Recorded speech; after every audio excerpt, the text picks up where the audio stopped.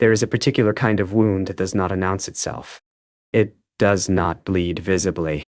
Instead, it settles quietly into the architecture of a person, into the way they attach to other people, the way they respond to being left, the specific emotional patterns that repeat through relationships and decisions, and the interior life that no one else can fully see. It becomes structural. It becomes part of the load-bearing wall. And the person carrying it walks through their entire life building around it, constructing elaborate and often extraordinary things on top of the damage, without ever quite naming the damage itself. John Lennon carried this kind of wound for 40 years. The man who put it there was a merchant seaman named Alfred Lennon, who left Liverpool for the sea when John was an infant, and who, over the course of John's childhood, appeared and disappeared with the randomness of weather, present enough to be real, but absent enough to make the presence unreliable. Alfred Lennon was not a villain in any simple sense. He was a weak man with some charm, and no particular talent for the responsibilities of fatherhood, and the consequences of his weakness were borne, as they always are, entirely by the child he left behind. What happened between John Lennon and his father Alfred, across the decades, across the fame, across the vast distance that the Beatles put between a boy from Liverpool and the world, is one of the most quietly devastating stories in the history of popular music. It is a story about the particular cruelty of fathers who return after long absences with an expectation of welcome they have not earned.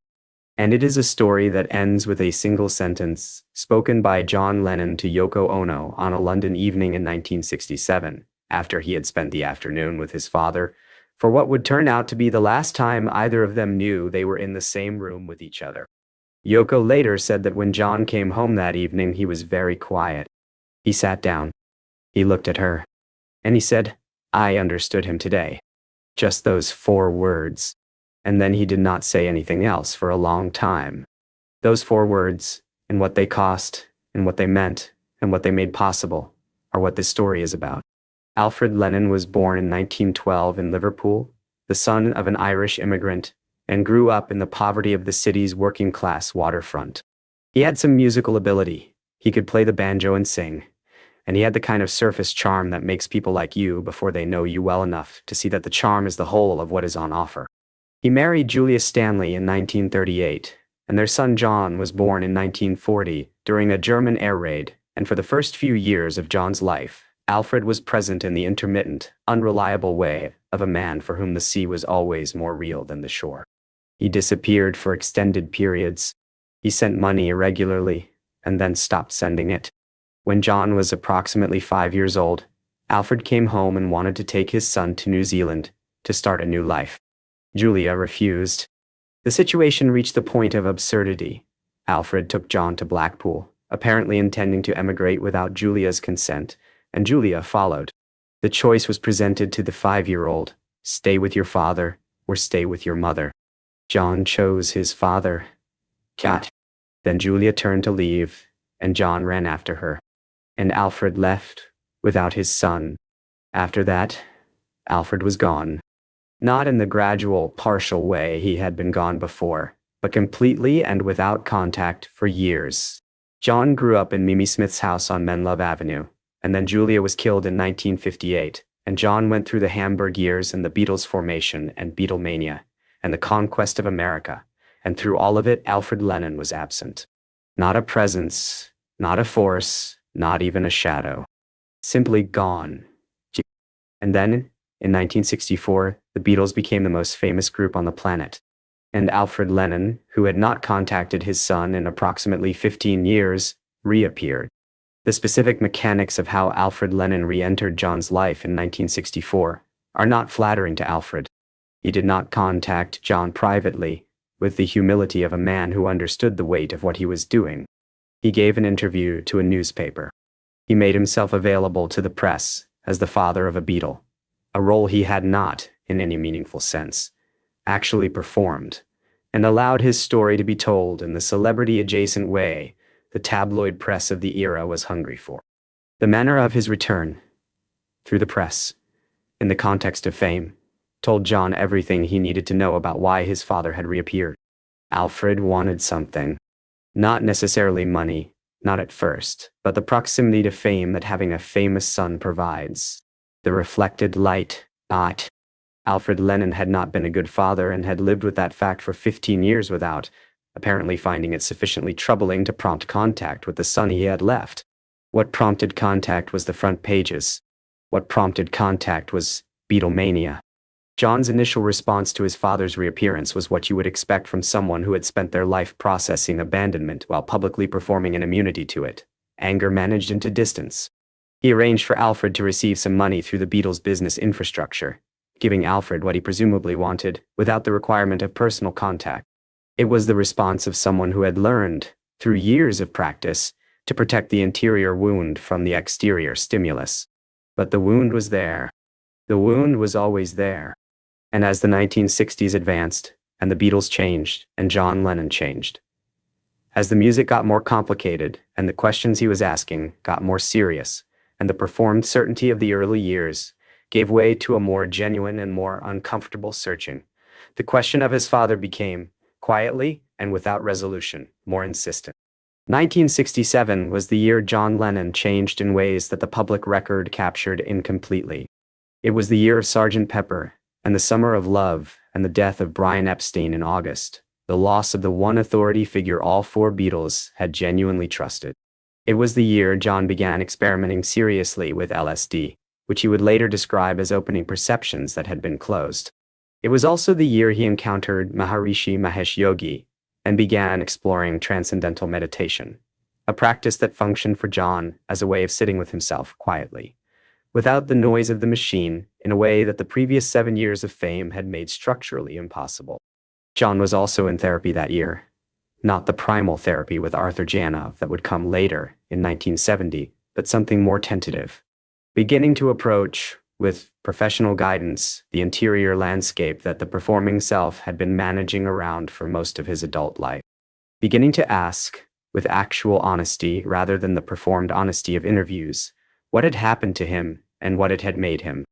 And in the middle of all of this, the music and the spiritual searching, the chemical experiments, and the therapy and the grief for Brian Epstein, Alfred Lennon reappeared. Not through the press this time. In person. Asking to see his son. The accounts of this period are incomplete.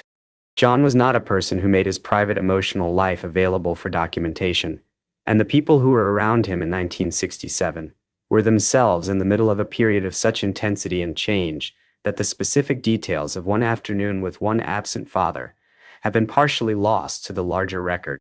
What is known is that John agreed to see Alfred. What is known is that the meeting took place. What is known is what John said to Yoko when he came home. The afternoon John Lennon spent with his father Alfred in 1967 is not documented in the way that a significant historical event might be documented. There were no journalists present. There were no photographs taken. The conversation that occurred between the two men has not been transcribed or preserved in any formal sense. What exists is a collection of fragments, things John said afterward, things Yoko has described, things that were observed by people who were at the periphery of the encounter, that, assembled carefully, produced something like a picture of what happened. Alfred came to see John, not the other way around. He arrived with the particular combination of entitlement and anxiety that characterizes people who have wronged someone and are returning to face the consequences without fully acknowledging the wrong. He was in his 50s by this point, a man who had lived a difficult life without particular distinction, and who had perhaps arrived at the point where the things he had not done were becoming harder to avoid thinking about than the things he had. What they talked about has been described in the fragments that exist as covering both the ordinary and the impossible. Alfred talked about his own life, his years at sea, the particular freedom and the particular loneliness of a life lived largely without roots. He was not without charm. He could tell a story. He had the ease of someone for whom social interaction had always been simpler than genuine intimacy, and in a room with his famous son whom he had abandoned, the ease functioned as both a shield and a kind of offering. John listened. This is what the fragments consistently emphasize. Not that John attacked his father, not that he confronted him with the full weight of what the absence had cost. He listened. He asked questions. He let Alfred talk. And in listening, something shifted. Not dramatically, not in a way that produced immediate resolution or the sudden collapse of 30 years of careful emotional management. but something in the specific, incomplete, imperfect way that things shift when you finally allow yourself to see a person rather than the wound their existence represents, shifted. John began to understand his father not as the absence, not as the defining negative space in his childhood, the thing that was not there, but as a person, as a limited, specific, genuinely insufficient person who had done what insufficient people do, failed to rise to a responsibility they were not equipped to meet. Alfred had not abandoned John because John was unworthy of being stayed for. Alfred had abandoned John because Alfred was Alfred, because the sea was easier than the shore, because freedom was easier than commitment, because the specific demands of fatherhood exceeded whatever Alfred Lennon actually had to offer. The failure was not about John. It had never been about John. This is a simple thing to say. It is an extraordinarily difficult thing to actually understand in the body. To understand not as an intellectual proposition, but as a felt reality. John, sitting across from his aging father in 1967, began, tentatively and without completeness, to understand it in the body. When John came home that evening, Yoko Ono was there. She has described what she observed in the way of someone who loved a person and was paying close attention. John was quiet, not the performing quiet of someone managing a strong emotion, a different kind of quiet.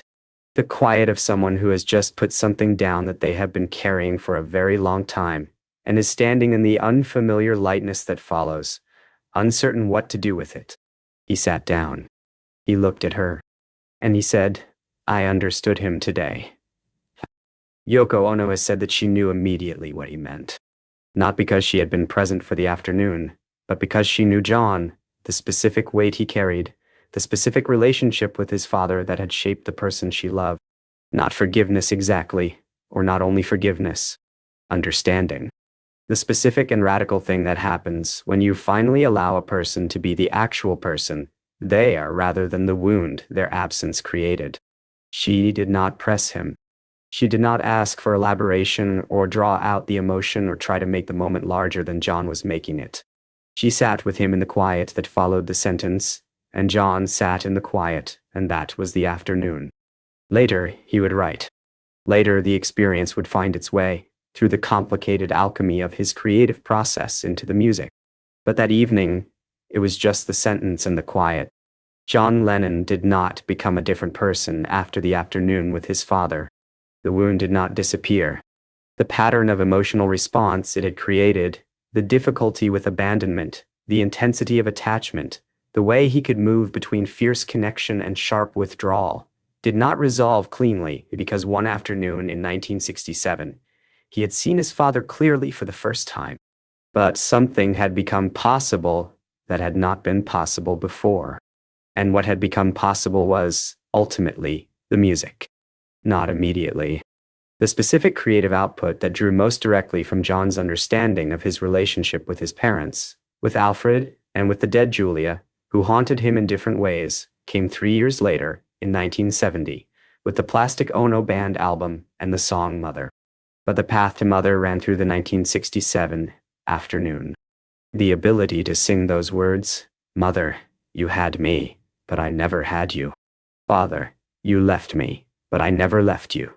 With the specific combination of grief and acceptance and the absence of bitterness that makes the song what it is, required something that John had not had before that afternoon.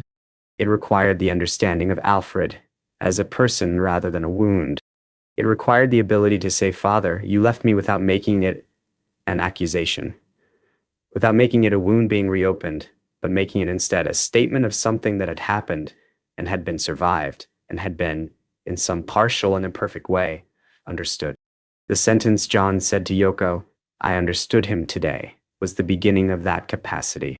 Not the completion of it, not the resolution of 30 years of structured grief, but the beginning of the ability to hold the wound and the person who created it in the same frame without one destroying the other. Alfred Lennon did not know, when he sat across from his son in 1967, that the afternoon would become the last time they met with any real proximity to honesty. He did not know that John would go on, 3 years later, to make an album that addressed him directly. He did not know that the sentence his son said to someone else after the afternoon was over was the closest thing to absolution that John Lennon was capable of offering. He did not know that understanding is sometimes the thing that comes instead of forgiveness when forgiveness is too much to ask, and that understanding in this case was enough. Alfred continued to orbit John's world in the years that followed.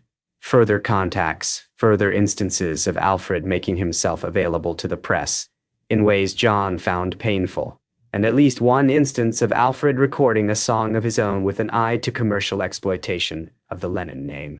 These things damaged the fragile progress of the 1967 afternoon, without entirely destroying it. John's response was anger, managed into distance again, the familiar pattern reasserting itself when the familiar provocation returned. But the sentence remained, the understanding remained, and the music it eventually made possible remained, and remains, because music does not disappear when the people who made it do. The John Lennon Plastic Ono Band album, released in December 1970, is the most direct creative consequence of John's relationship with both of his parents. The song Mother addresses them both in the second person, directly without mediation, with the specific simplicity of someone who has finally stopped protecting themselves from the full weight of what they need to say. The song God contains the line, "I don't believe in Elvis, I don't believe in Beatles," a systematic dismantling of every protective fiction, arriving at the declaration, "I just believe in me, Yoko, and me." And that's reality. That declaration was only possible for someone who had done the specific work of returning to the original wound and beginning to understand it. The 1967 afternoon with Alfred was part of that work. The primal therapy with Arthur Jonoff in 1970 was the culmination of it. But the path between those 2 points was straighter than it might appear. John had been traveling toward Mother since the afternoon he sat across from his father, and something shifted. The album was received as a shock. Not because it was artistically inferior. Even critics who found its emotional nakedness difficult acknowledged it was extraordinary. But because the person who had made it was supposed to be John Lennon, and John Lennon was supposed to be something more managed than this. The man who had spent a decade producing the product that the world called John Lennon was no longer producing the product. He was producing the person. And the person, it turned out, had a father who had left when he was 5, and a mother who had died when he was 17, and he was not, at 30, entirely done grieving either of those facts. There is no record of John Lennon ever telling his father Alfred directly what the 1967 afternoon had meant. No letter, no phone call transcript, no second-hand account of John having communicated to Alfred that the afternoon had produced a shift. Alfred continued to live. He died in 1976, 3 years before John's own death in 1980, without, as far as is known, having been told. This is the specific and irreducible sadness at the center of this story. John understood his father. He said so to the person who mattered most. He carried that understanding into the most important creative work of his solo career. And Alfred died without knowing that the afternoon in 1967 had been more than a visit, without knowing that his son had gone home afterward and said 4 words that contained a lifetime's worth of movement toward peace. The wound that Alfred Lennon created in John Lennon shaped everything John ever made. The Beatles' catalog is haunted by it. The solo work addresses it directly. And the man John became, the man who spent 5 years in the late 1970s being present for his son Sean with the daily, unhurried, entirely unglamorous attention of a father determined to give what he had not received, was built in significant part from the understanding that had arrived on an afternoon in 1967, when 2 people who had not known each other well enough sat in a room and tried. Sean Lennon was born on October 9, 1975. John Lennon's 35th birthday. The coincidence of the date was not lost on John, who found in it a significance that the rational mind declines to fully endorse, but the emotional mind cannot entirely set aside. He withdrew from public life to raise Sean with an attentiveness that had no precedent in his own experience of being raised. He was present, daily, physically, consistently present, for the first 5 years of Sean's life in ways that Alfred Lennon had not been present for a single year of John's. He could not have done this without having understood Alfred. Not completely, not easily, not without the work that the 1967 afternoon had begun, And the therapy of 1970 had continued, and the 5 years of quiet in the Dakota had slowly, imperfectly consolidated. But the understanding was there. The sentence had been said. And what it made possible was a father who chose differently, not because he was a different kind of person than Alfred in every respect, but because he had done the specific work of understanding what the absence had cost, and had decided, with the stubborn determination that was one of his most consistent qualities, that the cost would not be paid a second time. John Lennon said to Yoko Ono on a London evening in 1967, "I understood him today." He was talking about his father. He was also, though he may not have known it yet, talking about his son, about the father he intended to become, about the inheritance he intended to give Sean that Alfred had not given him. Not money, not fame, not the reflected light of someone else's significance. Presence, the simple, irreplaceable, daily fact of being there. Alfred Lennon left. John Lennon stayed. And that difference, between the father he had and the father he became, is perhaps the most important thing John Lennon ever made. More lasting than the music, though the music is extraordinary. More difficult to achieve than any of the songs, and more directly connected to that quiet afternoon in 1967, and those 4 words, and the understanding that arrived in a room between 2 men who had spent 30 years not quite finding each other. I understood him today. 4 words. A lifetime's work. And a son growing up in New York who would never have to say them.